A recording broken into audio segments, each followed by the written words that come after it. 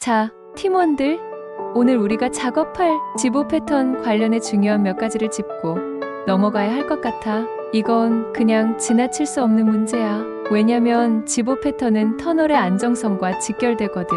우리가 첫 단계부터 신경 써야 나중에 문제가 생기지 않는다는 점 모두 알고 있겠지? 그러니까 오늘은 터널 막장면 시공하면서 특히 기술적으로 주의해야 할 5가지에 대해 이야기해 볼게. 첫 번째로 터널 내면과 상부 0.5m 구간의 지반 상태를 확실히 파악해야 해. 지반의 강도, 투수성, 균열 상태 같은 지오테크니컬 데이터를 꼼꼼히 확인해야 하고 주변 환경도 확인해야 해. 예를 들어 터널 위에 교량이나 건물 하중이 있는지, 지하에는 가스관이나 수도관 같은 매설물이 있는지도 반드시 조사해야 해. 이런 정보는 우리가 설계 단계에서 실수하지 않기 위해 반드시 필요한 기본 중에 기본이야. 둘째, NATM, 그러니까 New Austrian Tunneling Method 원칙에 따라서 지반과 구조물 간의 상호작용을 철저히 분석해야 해.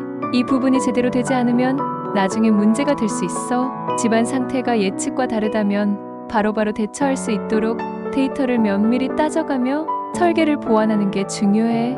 셋째, 차수 그라우팅 작업이 들어갈 때는 특히 신중해야 돼. 그라우팅 효과는 사전에 현장 시험으로 먼저 검증해야 하는데, 주입재는 보통 시멘트계나 폴리우레탄계 재료를 사용하고, 주입압은 집안의 투수 계수와 수압 테스트 결과를 참고해서 0.520 정도로 조정하면 돼.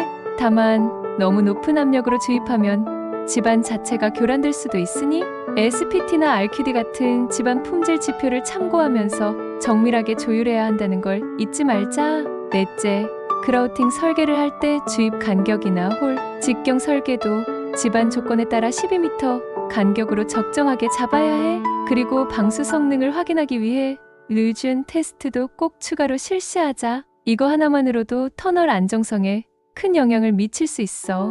마지막 5번째로 쇼크리트 두께나 록볼트, 간격 같은 설계 파라미터를 현장 데이터를 기반으로 최적화하는 게 꼭 필요해. 이게 얼만큼 정확하고 정밀하냐에 따라서 터널 전체의 안정성이 달라질 수 있다는 점 명심해야 돼. 마지막 터널 막장면을 시공할 땐 우리가 직접 손으로 튼튼하게 다져준다는 마음으로 꼼꼼하게 체크하면서 진행하자. 결론적으로 요약하자면, 첫째로 집안 상태와 주변 환경 데이터를 철저히 파악하고, 둘째로 집안 구조물 상호작용을 철저히 분석하고, 셋째로 차수 그라우팅은 정확한 압력과 설계 기준을 따르고, 넷째로 방수 테스트까지 꼼꼼히 확인하며, 다섯째로 설계 파라미터를 현장 데이터 기반으로 최적화하면 돼.